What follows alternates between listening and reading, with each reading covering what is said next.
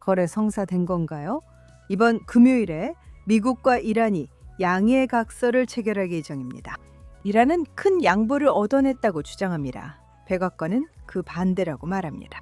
그리고 역사적인 합의를 몇 시간 앞두고 트럼프는 네타냐후에게 분노했다고 전해집니다. 여러분 모두 쿼드에 다시 오신 것을 환영합니다. 트럼프는 트루스 소셜에서 선언합니다. 이란 이슬람 공화국과의 거래가 이제 완료되었습니다. 모두에게 축하합니다.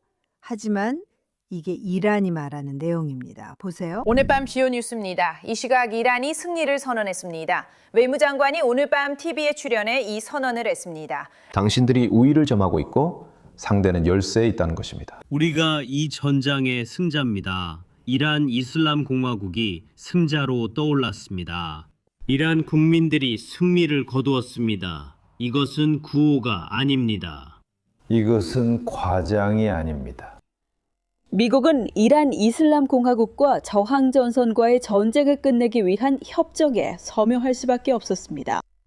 그 사악한 목표를 달성하기 위해 미국은 모든 전략적 목표에서 큰 패배를 겪었습니다. 반면 이란 이슬람 공화국은 이번 전쟁에서 눈부신 승리를 거두었습니다.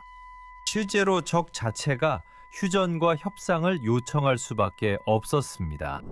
알겠어요. 저 진짜 정신이 하나도 없어요. 지난 몇 주 동안 벌어진 일들 때문이에요.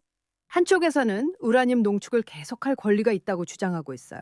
물론 그건 이란 측이에요.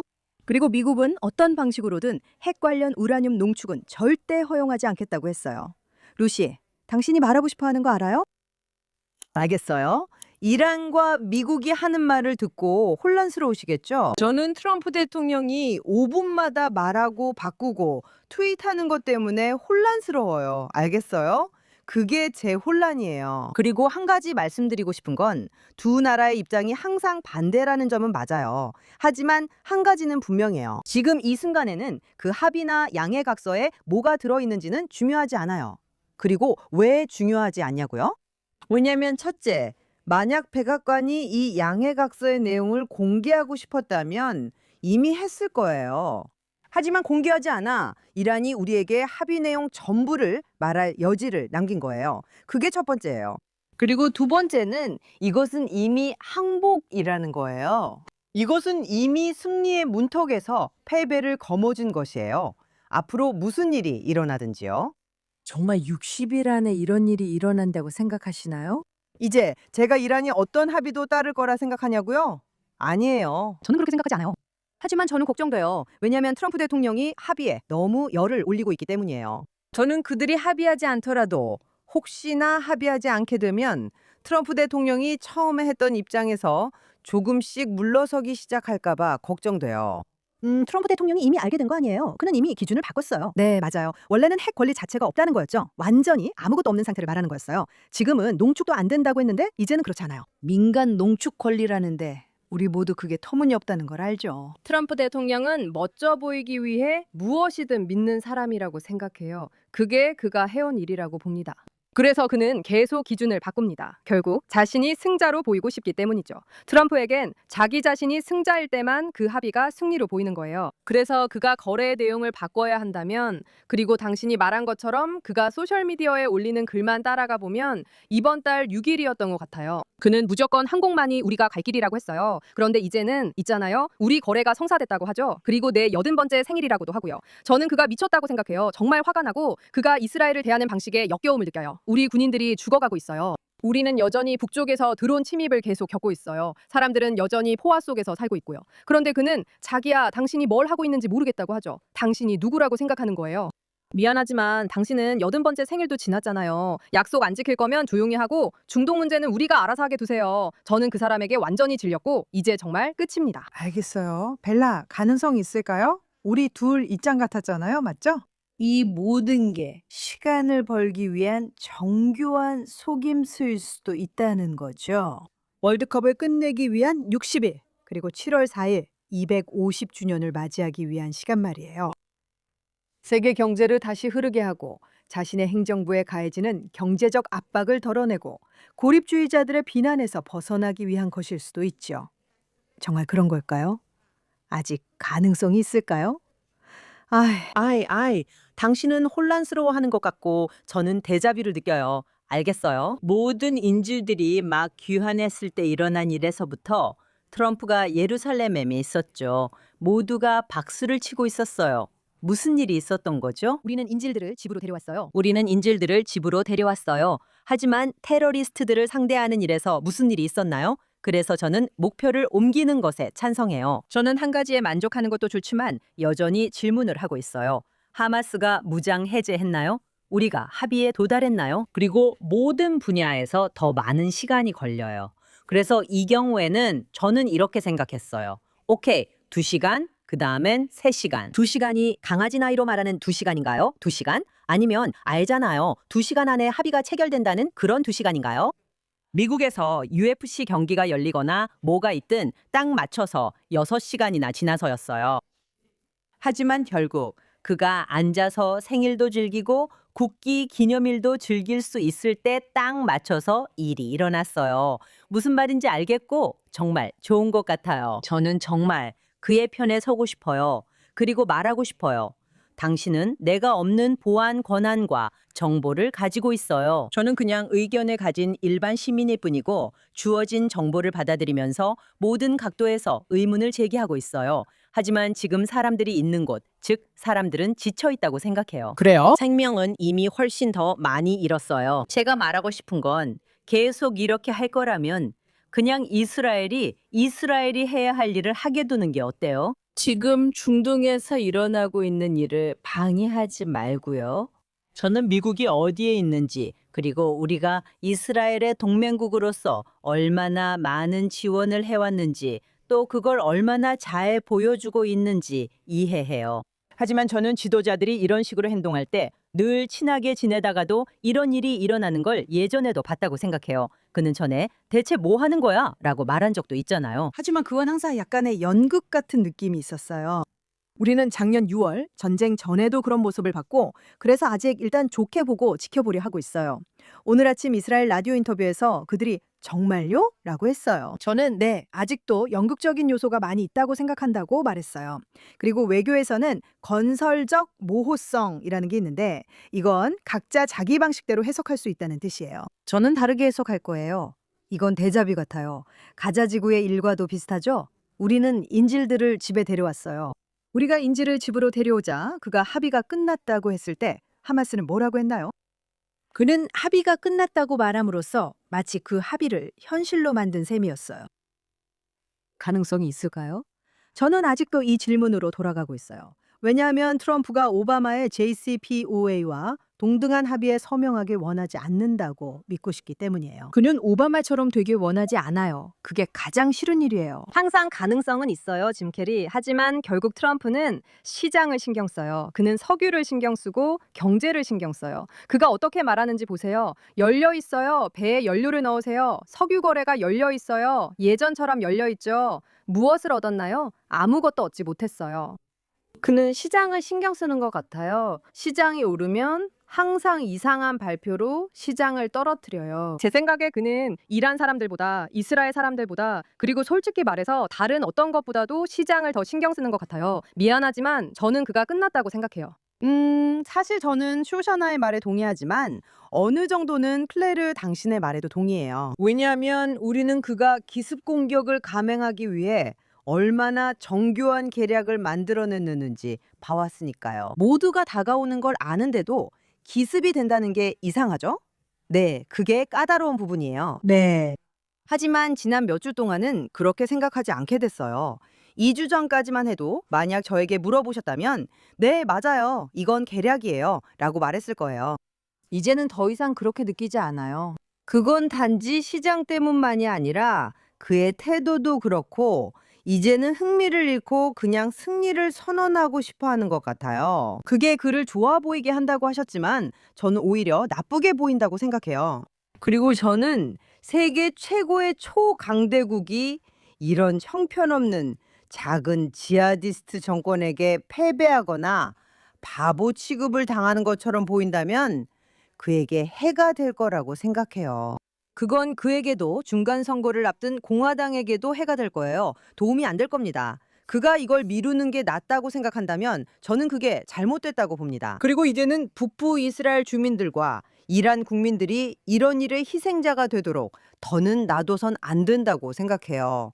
네, 이 일에서 그들이 다시는 희생되지 않도록요. 솔직히 말해서 저를 가장 걱정하게 만드는 것은, 그리고 이것이 오바마의 엄청난 실패였던 이유이기도 한데, 바로 제재 완화와 자금이 흘러들어간 것이었어요. 하나가 호르무즈 해협이 열리는 것인데 그곳이 그들의 주요 필수 수출 경로예요. 그건 이해해요. 그리고 트럼프가 이중 봉쇄를 했을 때 스스로에게 해를 끼쳤다는 사실도요. 하지만 그들은 250억 달러의 동결 자산이 해제된다고 말하고 있어요. 이번 이란인들을 말하는 거예요. 그리고 전쟁 계획 재건을 위한 3천억 달러의 배상금도요.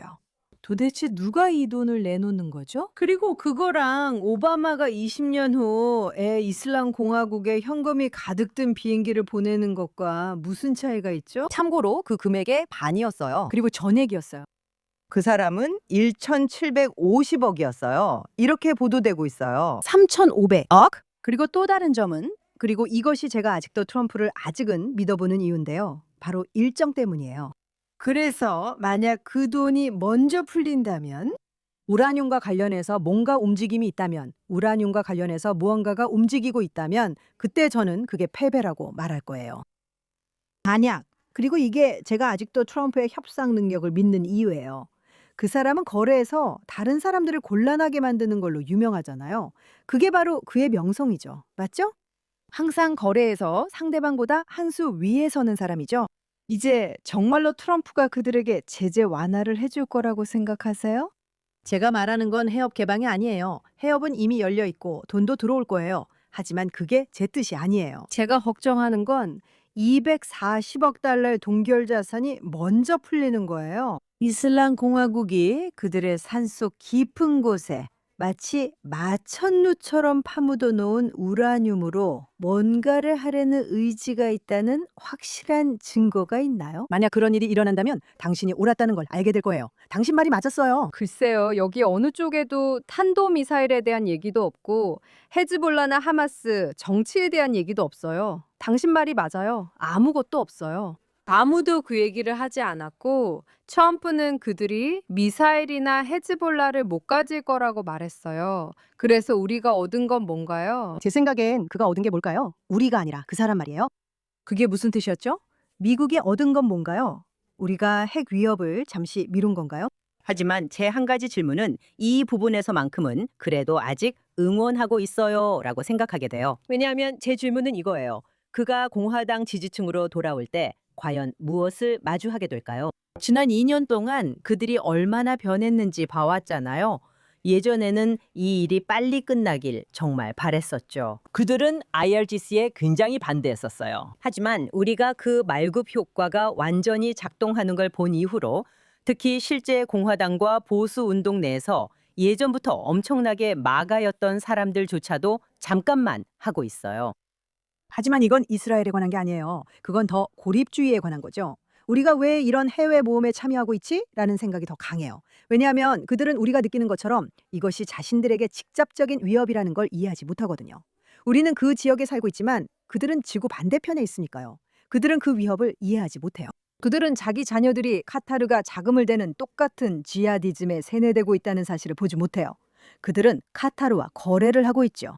그들은 그들의 전략이 핵무기를 뉴욕에 보내지 않더라도 미국인의 정신을 내부에서부터 해체시키고 있다는 걸 이해하지 못해요. 그게 바로 그들이 보지 못하는 점이에요. 그리고 그가 중동에 새로운 평화를 만들겠다고 말하는 것도 정말 말이 안 돼요. 도대체 무슨 평화를 말하는 거죠? 그래서 내 유일한 희망은 아브라함, 그가 우리가 전혀 모르는 비장의 카드를 정말 쥐고 있기를 바랄 뿐이에요, 루티. 우리 둘 다 빠졌죠. 내가 틀렸길 바래요. 잘 모르겠어요. 그가 마지막에 거래 원하면 XYZ 적힌 문서에 서명해라고 할 수도 있겠죠. 잘 모르겠어요. 하지만 이제 파키스탄이 희망의 등불이자 민주주의의 땅이 될 거예요. 어디에서? 그리고 이제 노르웨이도 그렇죠. 그들은 이제 노르웨이나 다름없어요. 하지만 문제가 있어요. 문제는요. 그가 베네수엘라와 비교할 때마다 저는 그가 지하디스트들이라는 걸 모른다고 말해요. 베네수엘라 사람들은 지하디스트가 아니에요. 그들은 다른 존재예요. 알겠어. 그리고 같은 종류의 전술을 적용할 수 없어요. 그게 한 가지예요. 그리고 그는 서방이 평화라는 말을 쓸 때마다 평화가 여기저기서 터져 나온다고 할 때마다 그 의미를 이해하지 못하는 것 같아요. 그래요? 급진 이슬람주의자들은 그걸 약함으로 받아들여요. 약함이죠? 그리고 중동에서는 인식이 거의 99%를 차지해요. 그러니까 세계 최고의 군대를 가지고 있을 수도 있죠.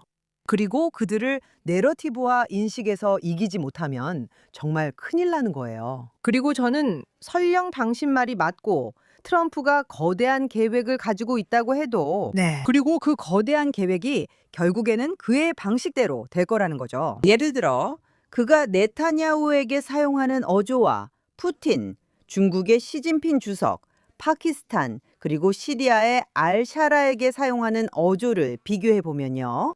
이 사람은 잘생겼고 저 사람은 괜찮고 사랑스럽다. 반면 네타냐후에게는 그는 너 뭐야? 진짜 멍청하구나 라고 말한다. 저는 어조가 중요하다고 생각해요. 왜냐하면 과거에 우리가 몇 번 봤던 것처럼 국무장관 마르코 루비오와 부통령 제이디 벤스 사이의 차이점에서 어조의 차이를 느꼈거든요. 예를 들어 제이디 벤스가 이것은 지금 우리의 정책이 아니다 라고 말했거나 마르코 루비오가 이스라엘이 유대와 사마리아에 대한 주권을 확장하는 것은 지금 우리의 정책이 아니다 라고 말했을 때처럼요. 그의 말투는 우리는 친구야? 라는 느낌이었어요. 지금은 그럴 가능성이 없다는 거죠. 그래? 그리고 제이디 벤스는 짜증을 내고 심술궂은 태도로 그 일에 대해 불쾌하게 말했어요. 말투가 불쾌할 때 그건 적들에게 단지 이스라엘의 적들뿐만 아니라 미국의 적들에게도 아주 강력한 신호가 돼요. 물론이죠. 이게 전부 속임수가 아니라면요. 저도 그렇게 생각해요. 희망을 간직하세요. 정말 좋아요. 정말 좋아요. 있잖아요. 러시아가 어젯밤에 키이우를 심하게 폭격했어요. 아무도 신경 쓰지 않아요. 아무도 신경 쓰지 않아요. 아무도요. 아무도요. 신경 안 써요. 아무도 신경 안 써요. 그게 문제예요. 그 전쟁에서 100만 명이 죽었어요. 네. 그리고 아무도 신경 쓰지 않아요. 아이들이 납치되어서 데려가지고 있어요. 그건 속임수고 실종된 아이들이에요. 아무도 몰라요. 그리고 말인데요. 그들은 우리를 아랍 살인자라고 부르기도 해요. 그리고 그것뿐만 아니라 아무도 우크라이나 사람들이 거리로 나와서 아이들을 지금 당장 집으로 데려와라 라고 외치거나 그 이유로 자기 정부를 무너뜨리려고 하거나 이건 너희 잘못이야 라고 말하는 걸 들어본 적이 없어요. 일부 우크라이나인들은 젤렌스키에게 화가 나 있지만 비난하지는 않아요. 하지만 그들은 젤렌스키가 실종자들을 붙잡고 있는 것처럼 행동하지 않아요. 그들은 누가 적인지 알고 있어요. 네. 제가 말씀드리고 싶은 건 이 전쟁들에서 이스라엘과 우크라이나 사이에 큰 차이가 있다는 점입니다. 정말 그래요. 그리고 그 점에 대해 이제는 북쪽으로 조금 시선을 돌리고 싶은데 이란이 정말로 하려고 했던 것이 바로 그 연결고리를 만드는 거였어요. 우리는 헤즈볼라가 이스라엘 북부 국경에서 활동하는 이란의 군대라 다름없다는 것을 알고 있어 연결고리가 있음을 압니다. 국민들이 힘들고 사업체가 무너지고 아이들이 대피소로 뛰어가는 등 모두가 어려운 상황임을 잘 알고 있습니다. 미사일 공격은 멈추지 않았어요. 뭐라고요? 휴전이라니? 그뿐만 아니라 우리 아들 딸들이 헤즈볼라에서 날아오는 드론에 의해 목숨을 잃고 있어요. 그 드론들은 러시아나 제 생각엔 중국 아니면 누가 주는지 신만이 아실 거예요. 그리고 중요한 건 어제 일어난 일이에요. 그리고 트럼프가 네타냐후에게 그렇게 무례한 어조로 말한 이유는 평소처럼 우리가 공격을 당했고 그에 대응해서 베이루트의 다히아에 있는 헤즈볼라의 강력한 거점을 공격했기 때문이에요. 그리고 나서 이슬람 공화국이 밤새 이스라엘을 공격하겠다고 했어요. 그게 어젯밤에 일어날 예정이었죠. 우리 모두 집에서 이 공격을 기다리며 앉아 있었어요. 그리고 미국은 네타냐후를 폄하하면서 왜 지금 이러고 있냐고 말했어요. 우리가 직접 공격을 당해서 대응하고 있는데도 내 협상을 망치지 말라고 했어요. 그리고 소문에 따르면 이스라엘을 공격하지 않도록 테헤란에 뭔가를 줬다는 이야기가 있어요. 루시, 아까 이 얘기했었죠? 그게 뭔지는 신만이 아시겠죠?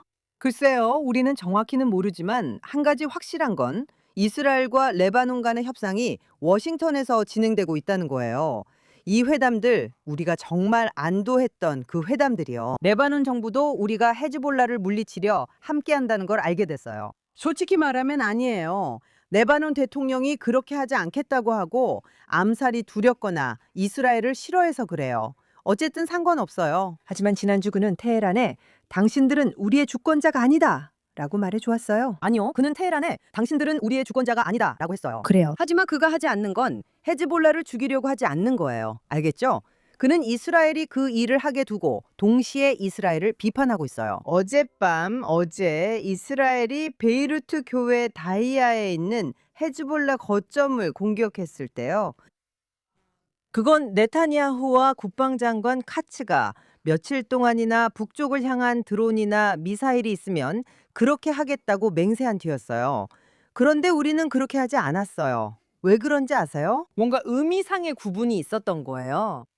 만약 우리가 그것을 이스라엘 국경을 넘기 전에 요격했다면 그건 해당되지 않는다고 한 거예요. 우리는 그들이 미사일과 드론을 우리에게 날마다 쏘게 놔뒀어요. 어제가 되어서야 비로소 네타냐후가 그래, 이제 우리가 이걸 해야 해 라고 말했죠. 네, 저는 날마다 기다리고 있었어요. 그런데도 여전히 정확하게 겨냥했어요. 그래서 사실 네타냐후는 여전히 트럼프의 환심을 사려고 하면서도 동시에 우리가 스스로를 방어해야 한다고 말하고 있어요. 그는 진퇴 양난의 상황에 처해 있어요. 그는 사기꾼이에요. 저도 동의해요. 그리고 레바논에 관해서는 아까 쇼샤나 씨가 말씀하셨듯이 사람들이 이제 그들은 이미 남쪽으로 가고 있어요. 즉 레바논 사람들이 대피한 건 다치지 않도록 대피하라는 요청이 있었기 때문이에요. 하지만 테러리스트들도 분명히 그 상황을 이용하고 있어요. 그리고 이제 모두가 돌아오고 있어요. 사람들이 다시 몰려들고 있어요.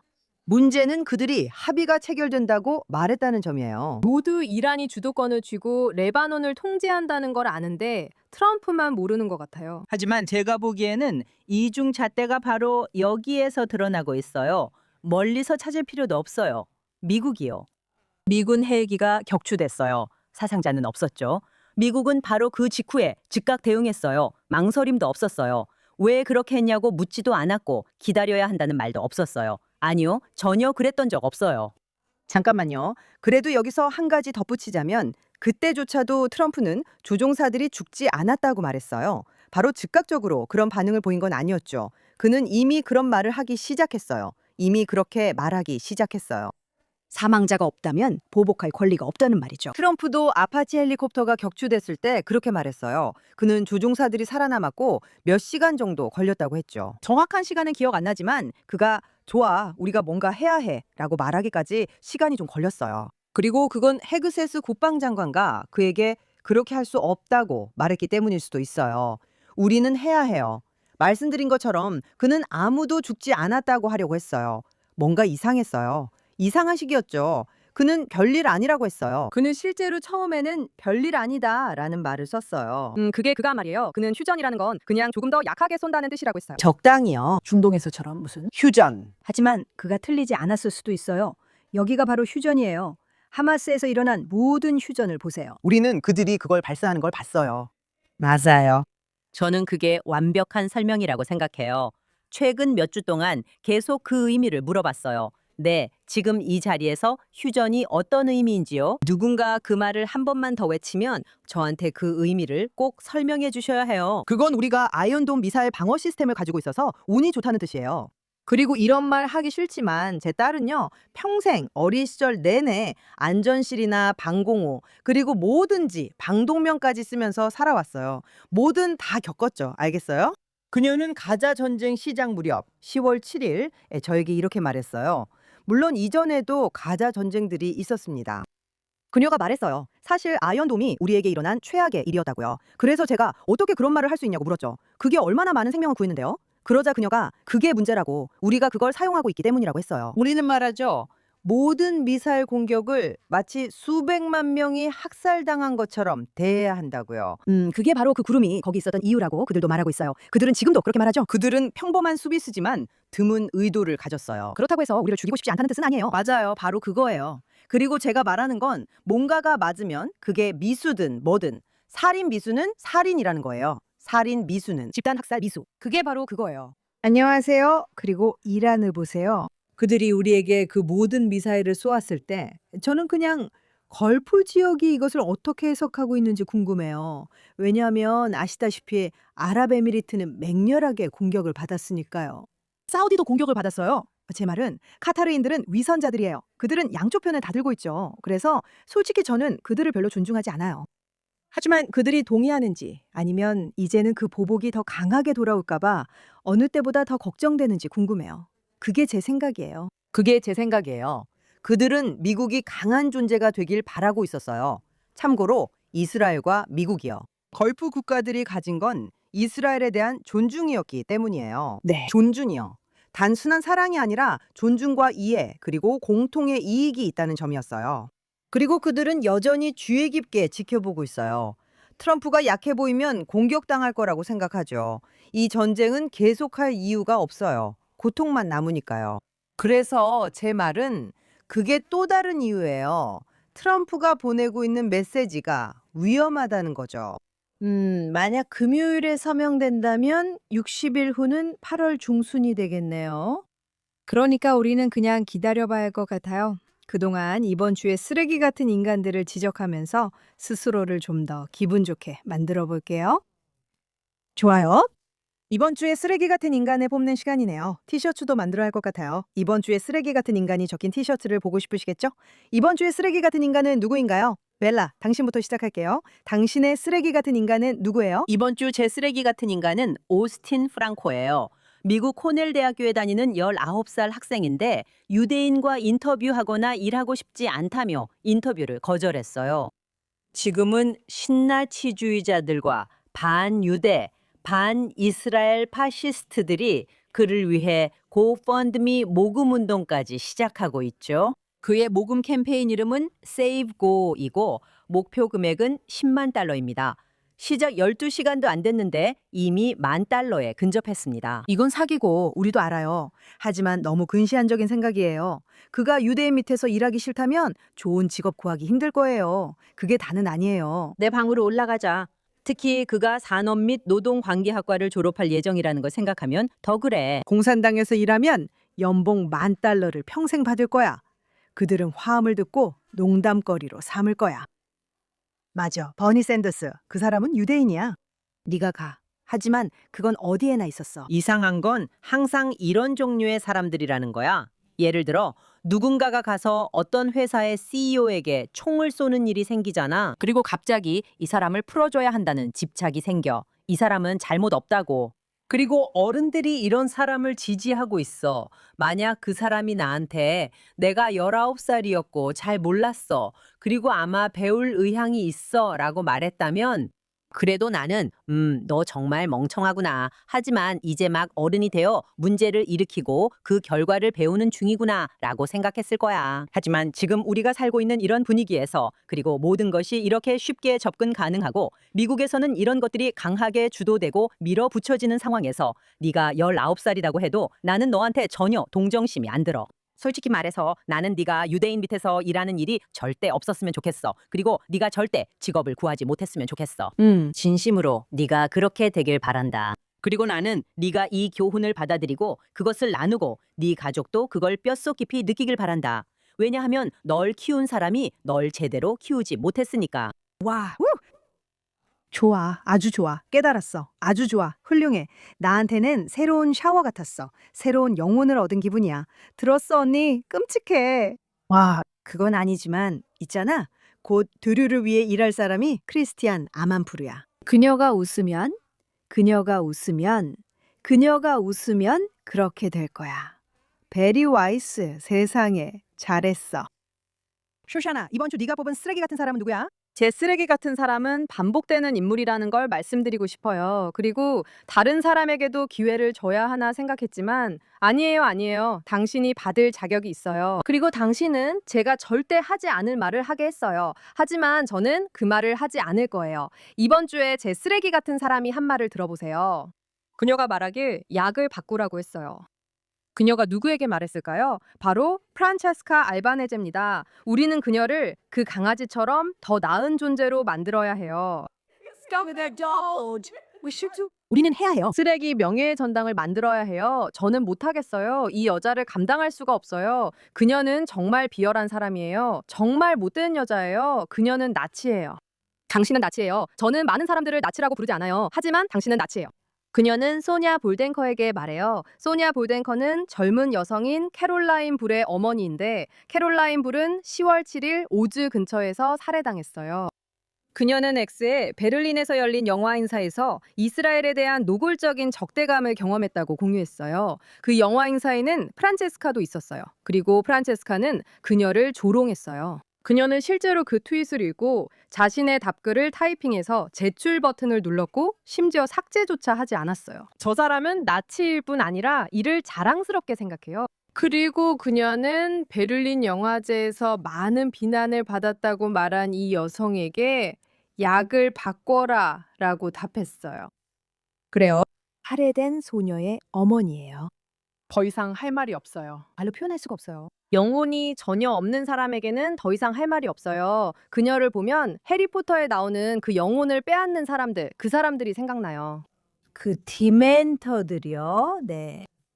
이 여자에게 디멘터가 찾아와서 영혼을 완전히 빨아간 것 같은 기분이에요. 이제 그녀는 나치의 껍데기만 남았어요. 당신은 이번 주에 최악의 인간이에요. 그리고 신의 뜻이라면 베에즈라타셈, 당신은 그럴만하니까 당신 사진을 여기 올릴 거예요. 네, 그리고 베리 와이스 얘기로 다시 돌아가면 저는 방금 60미니츠에서 프란체스카 알바네즈에 대한 다큐멘터리를 만들려고 했다는 보고서를 읽었어요. 아주 부드럽고 온화한 다큐멘터리였죠. 그리고 그녀를 미화하는 내용이었어요. 그리고 누가 그걸 막았는지 맞춰보세요. 네, 베리 와이스예요. 그렇죠. 그런데 또 한 가지 다시 돌아가서 말하자면 만약 그녀가 실제로 고통을 겪는 사람에게 그런 말을 할 수 있다면 그건 정말 역겨운 일이에요. 딸의 연인에게 약을 바꾸라고 해보세요. 그레타 툰베리에게 약을 바꾸라고 하세요. 오, 알겠어요. 정말 거칠으시네요. 혹시 로봇이세요? 이번 주에 발미가 불타고 있네요. 네, 루티, 당신은 누구를 꼽나요? 그런데요, 만약에 쓰레기 같은 사람들, 상습범들이 있다면 그 사람들 사진을 그 티셔츠에 전부 프린트할 수도 있겠네요. 이미 프린트해 놓으셨잖아요. 오, 그거 좋은 생각이에요. 그래서 이번 주에 제가 말하는 쓰레기는 사람이 아니에요. 개념이에요. 문구예요. 그리고 그건 바로 이스라엘이 스스로를 방어할 권리가 있다. 혹은 그 권리를 보유하고 있다는 말이에요. 저는 그 표현이 정말 싫어요. 우선 누구나 자신을 방어할 권리가 있다는 건 당연한 거잖아요. 그리고 국가도 스스로를 방어할 권리가 있죠. 아니에요. 이스라엘에 대해서만 그런 말을 해요. 다른 나라에 대해서는 아니, 누구도 그런 말을 다른 나라나 다른 어떤 것에 대해서는 하지 않아요. 오직 이스라엘에 대해서만 그래요. 그래요? 그리고 그 말이 의미하는 건 이스라엘이 그럴 권리가 있는지 없는지에 대한 어떤 의문이 있다는 거예요. 그래서 이스라엘 편에 서고 싶어서 네, 이스라엘은 스스로를 방어할 권리가 있다고 말하는 거죠. 아니요, 이스라엘은 단순히 스스로를 방어할 권리뿐만 아니라 의무도 있어요. 공격적으로 선제 대응을 하고 감지되는 어떤 공격이라도 미리 막아야 할 의무가 있다는 거죠. 우리는 이미 너무 많은 공격을 받아왔어요. 단지 우리가 먼저 공격하지 않고 방어만 했기 때문에 유대인들이 죽는 일을 겪었죠. 그건 6.1 전쟁 때도 그랬고 우리가 한 건 정말 마지막 순간이었어요. 용키푸르 전쟁도 마찬가지고 10월 7일도 확실히 그렇죠. 그리고 하마스가 가자 지구에서, 헤즈볼라가 레바논에서 해온 수많은 다른 공격들도 있었어요. 이제 그만 방어만 하는 건 충분해요. 우리를 지도에서 지우고 싶어하는 수많은 적대 세력들에 맞서 이제는 우리가 공격적으로 나서야 해요. 루티, 독창성은 만점이에요. 이런 개념이나 표현은 처음 들어봐요. 그녀가 기자라는 게 느껴지네요. 이번 주에 쓰레기 같은 인간으로요. 하지만 이건 제발, 제발 우리 존재할 권리를 인정해 주세요 라는 말의 다른 면일 뿐이에요. 같은 말이죠. 존재할 권리와 스스로를 방어할 권리는 같은 거예요. 그리고 그건 기본적으로 세상에 우리를 좋아해달라고, 우리가 여기 있다는 걸 받아들여달라고 애원하는 거예요. 저는 이제 그런 건 지긋지긋해요. 그리고 저는 우리 모두가 인정받기 위해 자신을 억지로 바꾸는 것에 대해 이제 그만해야 한다고 생각해요. 우리는 여기 있어요. 익숙해지세요. 알겠죠? 이제 이번 주에 제가 뽑은 최악의 인간은 만다니의 못생긴 쌍둥이에요. 그의 이름은 사디크 칸이에요. 왜 그가 만다니의 못생긴 쌍둥이냐고요? 그건 그가 런던 시장이기 때문이에요. 그리고 런던은 이제 뉴욕이 5년 후에 돼 그런 엉망진창 도시가 되었어요. 왜냐하면 이 남자가 런던 시장으로 너무 오래 있었기 때문이에요. 자, 왜 그가 제가 뽑은 최악의 인간이냐고요? 바로 그 이유예요. 이제 런던 시민 입장에서만 생각합시다. 유대인과는 관련 없습니다. 범죄율이 증가했어요. 부동산 가격이 올랐어요. 그곳은 지저분하고 중앙 아프가니스탄처럼 보여요. 네, 그게 오늘날 런던의 모습이에요. 정말로 그가 처음 왔을 때보다 더 나빠졌다고 할 수 있어요. 저는 런던에서 9년 동안 살았어요. 저는 런던을 사랑해요. 문화의 수도에서 공부하며 국제적인 캠퍼스를 경험했어요. 하지만 지금의 런던은 제가 9년 살았던 곳도 남편이 살은 곳도 아니에요. 그리고 그 이유는 여러 가지가 있지만 이 시장 때문이에요. 그리고 시장이라는 역할 때문이기도 하죠. 저도 몇 년 동안 예루살렘의 부시장으로 일한 경험이 조금 있어요. 시장은 도시를 위대하게도 그렇지 않게도 만들 수 있습니다. 우리는 블룸버그 시장 시절과 다른 뉴욕도 경험했죠. 우리는 드 블라지오와 줄리아니 시장 시절의 뉴욕을 봤어요. 정말 완전히 다르죠. 시장 한 명이 도시를 망치거나 위대하게 만들 수 있어요. 그리고 사디크 칸 시장은 런던을 덜 깨끗하고 덜 안전하며 덜 효율적으로 만들었다고 할 수 있어요. 그건 제쳐두고 그는 이스라엘을 싫어하는 사람들이 마음껏 날뛰도록 허용하기도 했어요. 정말 마음껏요. 런던에서는 매주 10만 명이 참가하는 시위가 열리고 있어요. 유대인들에게 죽음을 외치거나 인티파다, 세계화를 주장하는 이들을 체포하지 않고 오히려 그들에게 힘을 실어주고 있습니다. 그리고 그 정점은 며칠 전에 있었던 한 부동산 행사에서 나타났어요. 우리는 뉴욕에서도 이것을 봤어요. 이스라엘에서 부동산을 구매하고자 하는 사람들을 위한 부동산 행사였죠. 그리고 그들은 이 행사를 유대교 회당에서 열었어요. 그는 1000명의 시위대가 나타나서 유대교 회당 문 앞까지 가는 것을 허락했어요. 기억하세요? 맨체스터에서 욤 키프레 2명이 사망한 적이 있었어요. 골더스 그린에서는 흉기 난동도 있었고요. 이 끔찍한 시장은 유대인을 보호하겠다고 말만 하고 빈 약속만 해왔어요. 우리는 당신을 믿지 않아요, 사디크 칸. 왜냐하면 당신이 힘을 실어주는 사람들이 한편으로는 유대인들은 나가라고 하고 또 한편으로는 떠날 고향에 부동산도 사지 말라고 하니까요. 도대체 이게 무슨 말인가요? 우리를 여기 머물게 하길 원하나요? 아니면 떠나길 바라나요? 우리가 떠난다면 어디론가 가야 하죠. 그래서 이스라엘이 존재합니다. 당신이 보호하지 않는 유대인들이 안전하게 머물 피난처로요. 사회적 디코드이고 이것은 우리 공동의 친구인 스티븐 덕분이에요. 누가 플랍, 제발 다시 오게 해줘 라고 했죠? 스티븐스가 따라가요. 사디크 칸, 당신은 비효율적이고 쓸모없는 시장임을 증명했으며 혐오자들에게 힘을 실어주고 있어요. 뉴욕에 있는 당신의 못생긴 쌍둥이처럼 만다니가 도시를 바꿀 거예요. 당신도 똑같이 했어요. 당신은 단지 5년, 7년 먼저 했을 뿐이에요. 당신은 이번 주 제일 나쁜 사람이에요.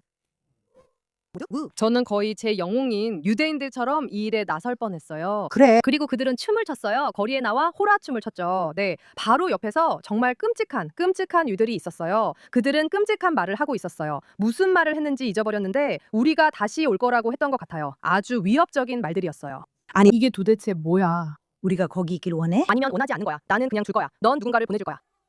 우리가 달에 가기 원해? 그러면 또 우리가 거기도 식민지로 만들었다고 할 거잖아. 맞아요. 하지만 맘다니와 사디크 칸의 차이점은 미국에는 대통령이 있다는 거예요. 우리가 그를 자주 비판했다는 것도 알고요. 그 대통령은 어떤 반유대주의도 절대 용납하지 않아요. 하지만 영국의 키어 스타머는 완전히 다른 이야기예요. 그는 그런 모든 것들을 완전히 조장하는 사람이에요. 있잖아요.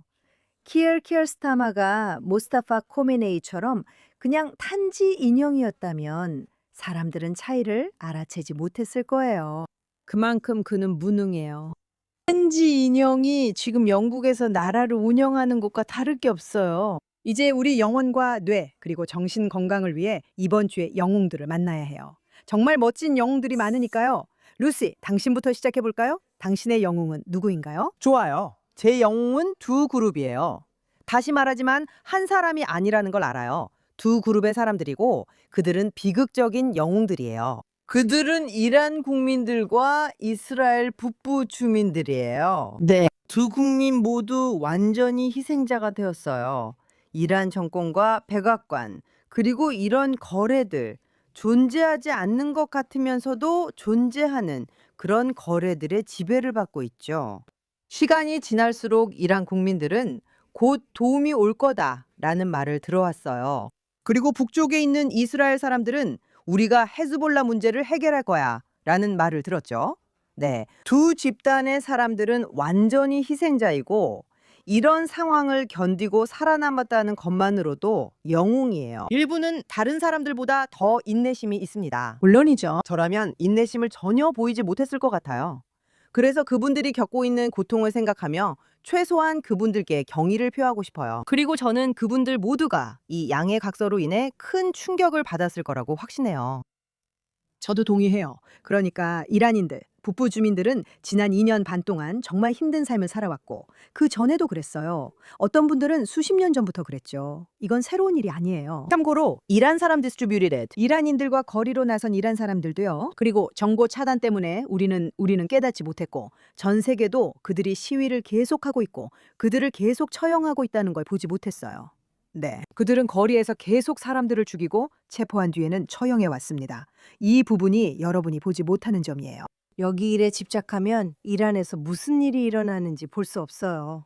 네, 영웅들이에요. 고마워요, 루시. 슈샤나, 이번엔 런던으로 돌아가 볼게요. 좋은 사람이에요. 정말 좋은 사람이에요. 네, 영웅이죠. 저스티스 제러미 존슨은 제 생각엔 정부가 지하디들에게 너무 관대하게 대하는 것에 맞서 싸우려고 하거나 다시 되돌리려고 노력하고 있는 것 같아요. 그리고 그는 4명의 팔레스타인 행동 테러리스트들에게 그들이 저지른 일에 대해 징역형을 선고했어요. LB 시스템즈의 침입 사건이 있었고 그로 인해 120만 파운드의 피해가 발생했으며 보안 요원들과 법 집행기관과의 충돌로 인해 한 여성 경찰관이 척추가 부러지는 부상을 입었어요. 그래요? 그들은 빨간 점프수트를 입고 벤을 대문에 들이받았고 망치와 쇠지렛대를 사용해서 장비를 파괴했어요. 그래요. 그리고 그들은 케이트 에반스 하사님의 등을 7파운드짜리 망치로 2번 내리쳐서 척추를 골절시켰어요. 그래요. 그리고 그는 중상해를 입힌 혐의로 유죄 판결을 받았어요. 그가 살인미수로 유죄가 아닌 이유는 모르겠지만 중요한 건 이겁니다. 그래요. 당신 말이 맞아요. 그건 우연으로 끝나지 않아요. 우리가 너희를 잡으러 간다로 끝나지 않아요. 인티파다는 진짜 의미가 있어요. 당신이 유대인과 이스라엘을 나쁜 사람으로 몰고 어떤 수단도 정당화된다고 말하면 신체적 해를 입을 수 있어요. 사람들과 기반 시설에 엄청난 피해가 생길 거예요. 그리고 저는 사람들이 정말로 이걸 이해하지 못한다고 생각해요. 런던 시민 여러분, 뉴욕 시민 여러분, 이런 일을 자주 보고 싶지 않다면 지금 뭔가 조치를 취해야 해요. 우리는 극단주의에 대해 이야기하고 표현의 자유가 멋지다고 말하죠. 하지만 그게 내 얼굴을 때릴 때까지요. 지금 우리가 직면하고 있는 문제가 바로 이런 거예요. 이 남자는 이런 행동을 지적하고 결과를 만들어 진정한 영웅이에요. 그들이 그냥 넘어갈 거라 생각했지만 용납할 수 없어요. 그래서 칼 카보드. 정말 잘하셨어요, 저스티스. 이 끔찍한 일에 진정한 정의를 가져다 주셔서 정말 감사합니다. 그리고 사람들이 그들에게 6년형을 선고한 것에 충격을 받았어요. 그래도 최소한이죠. 그래요. 하지만 그 사람들은 그냥 넘어갈 거라 생각했어요. 그리고 오늘 우리가 방송할 때쯤엔 이미 결정이 났을 수도 있어요. 팔레스타인 행동그룹이 테러 단체인지에 대한 재판이 있어요. 팔레스타인 행동그룹이죠. 영국 정부가 그들을 테러 단체로 지정했어요. 그 점은 인정해야겠죠. 오늘 그들이 테러 단체로 지정될지 법정 논쟁이 있어 이 남자의 판결이 바뀔 수도 있어요.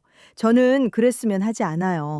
하지만 그는 옳은 일을 했고 쇼샤나, 경찰관을 공격하면 결과가 있어야 한다고 말했으니 영웅이에요. 그래야 해요. 이게 뒤집힌다면 어떻게 결과가 없을 수 있겠어요? 그럼 모든 게 끝이에요. 네, 그게 바로 이정표, 길 위에 표시가 될 거예요. 이제 충분히 부드럽게 대했어요. 네. 이제 충분히 부드럽게 대했어요. 당신이 말한 것처럼 뭔가 할 말이 있으면 내 얼굴 보고 말해요. 제가 잘할 때는 그렇게 해서 교훈을 배웠거든요. 어떤 사람은 마음껏 건드려도 되고 어떤 사람은 절대 안 된다는 걸 직접 보고 배우는 거죠. 그 사람들 그렇게 할 거예요. 하지만 바로 그때 교훈을 얻는 거죠. 그래서 아랍에미리트에는 범죄가 없는 거예요. 아주 빨리 배우게 될 거예요. 그들은 당신을 감옥에 수년 동안 가둬요. 제 영웅은 제리 사인펠드예요. 저도 다시 말하게 되네요. 세 단어로요. 팔레스타인에 대해 뭐라고 말씀하시겠어요? 존재하지 않아요. 무슨 일이에요? 사인펠드 무슨 일이에요? 팔레스타인 해방 외칠 수 있나요? 공짜 입장권도 주실 수 있나요? 좀 주세요. 그런 건 존재하지 않아요. 그가 할 일은 그게 전부였어요. 이상하고 소름 끼치는 사람들이 온라인에서 인터뷰한 거였죠. 그들의 유튜브 채널은 몇 시간 전만 해도 4만 구독자였지만 지금은 정지됐어요. 오늘이 끝나기 전엔 아마 다시 올라올 거예요. 지금이라도 제대로 해줘서 고마워요, 유튜브. 그리고 그들은 자신들을 팔레스타인 뉴스 네트워크라고 불러요. 그래서 그들이 하는 일은 DC에 있을 때 사람들에게 다가가서 팔레스타인을 해방하라고 소리치는 것뿐이에요. 네, 비벌리 힐스에도 있고 어디에나 있어요. 하지만 이 영상을 꼭 찾아야 해요. 그의 반응을 꼭 봐야 하거든요. 그는 완전히 풀이 죽었어요. 여러분을 위해. 표정이 정말 아무 일도 일어나지 않았으니까요. 그리고 그 모든 일에 더해서 며칠 전에 닉스가 몇 년 만에 처음으로 이기면서 절정에 달했죠. 이제 여러분은 평생 동안 이렇게 큰 승리로 이어진 그 기억을 간직하게 되었어요. 당신은 밈의 일부가 되었어요. 네, 알겠어요. 감사합니다. 네. 그들이 팔레스타인 해방을 외쳐줄 수 있나요? 라고 묻자 그는 그런 건 존재하지 않아요. 라고 답했어요. 정말 아름다웠고 모두가 이 장면에 열광했어요. 아마 그게 바로 그 질문이었을 거예요. 이해했죠? 당신이 얻으려던 거잖아요. 그런데 그는 이제 당신들을 무시하겠습니다. 라는 말도 없이 그냥 그런 건 없어요. 라고 하고 넘어갔어요. 그게 다야? 나는 제리 사인펠드를 정말 좋아해요. 제리 사인펠드는 요즘 정말 대단해요. 그리고 또 한 명 작은 응원을 보내고 싶은 사람은 그 위니스 펠트로예요. 그녀는 헤르칠리아 부동산 광고를 찍어서 많은 비난을 받고 있어요. 메우디 하사는 사인펠드에 매우 흥분하며 나는 사인펠드를 좋아해 라고 말해요. 그가 사인펠드를 좋아하는 이유 중 하나는 유대인식 유머 때문이에요. 맞아요. 그리고 그 위니스 펠트로도 분명히 비난이 있을 걸 알았을 거예요. 그녀가 바보가 아니잖아요. 그녀의 팀도 분명히 알고 있었을 거고요. 그런데도 그녀는 그 광고를 했어요.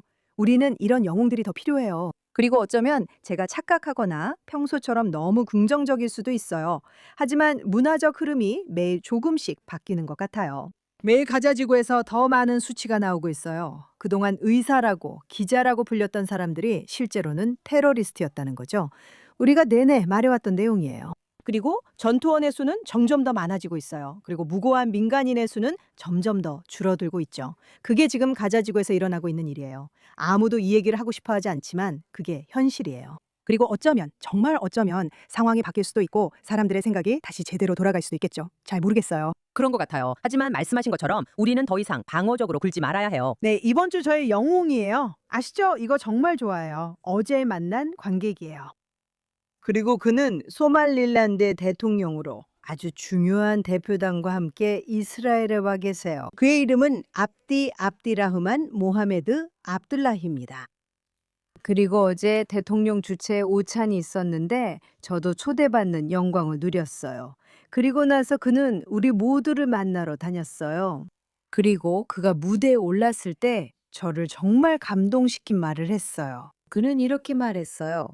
우리는 오랜 세월 동안 한 나라였습니다. 소말릴랜드는 소말리아의 지하디 해적들과 싸워온 나라입니다. 그들은 고통을 겪었고 진짜 집단 학살을 견뎌냈어요. 가자 지구의 가짜 팔레스타인 집단 학살이 아니라요. 20만 명이 희생된 집단 학살이었어요. 그들은 이웃 나라인 소말리아와 달리 민주주의 국가가 되었어요. 항상 더 자유주의적인 사고방식을 가지고 있었죠. 그들은 이스라엘을 사랑하는 다수 무슬림 국가예요.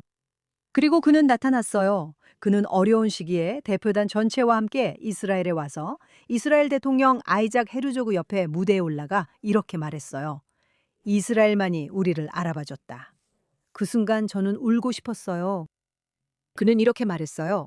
우리는 오랫동안 나라였지만 우리를 알아준 나라는 당신들뿐이에요. 그리고 이 순간 이후 무슨 일이 일어나든 우리를 처음으로 알아봐준 나라는 당신들이었어요. 저는 소름이 돋았어요. 정말 소름이 돋았어요. 저는 거기 앉아 있었죠. 그런 말을 하려면 정말 용감한 사람이 필요해요. 그의 아내는 몸을 가린 차림이었어요. 아시다시피 무슬림의 전통적인 옷차림처럼요. 대표단의 여성 2~3명도 모두 몸을 가린 차림이었어요.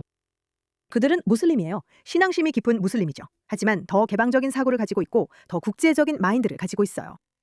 하지만 그들은 이스라엘을 사랑하는 사람들이에요. 그리고 그들은 이것이 반드시 모순일 필요는 없다는 증거예요. 아랍에미리트가 증명한 것처럼요. 그래서 저는 이스라엘이 그들을 인정하고 이스라엘과 소말릴란드 사이에 정말 멋진 무역 관계가 시작되는 것이 세상의 시작이라고 기도해요. 그들이 자신들의 나라로서 받아들여지고 사악한 지하디 이웃들을 물리치고 살아남았다는 사실을 인정받는 것이죠. 그리고 이스라엘과 함께 아주 밝고 번영하는 미래를 함께하기를 바랍니다. 그래서 정말 멋져요. 압디 압두라흐만 모하메드 압둘라히. 당신은 이번 주 저의 영웅이에요. 당신의 멋진 나라 소말릴란드를 대표하고 있잖아요. 이제 그걸 받아라. 이란 오마르. 정확해요. 받아들이든지 만화가 되든지. 소말리아의 해적들아. 알겠어요. 그리고 이로써 이번 주에 어떤 일이 일어날지는 모르지만 우리는 다음 주에도 여기 예루살렘에서 열리는 제넷 컨퍼런스에서 생방송으로 여러분과 함께 할 거예요.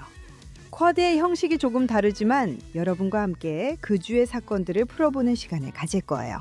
시청해 주셔서 감사합니다. 다음 주에 만나요.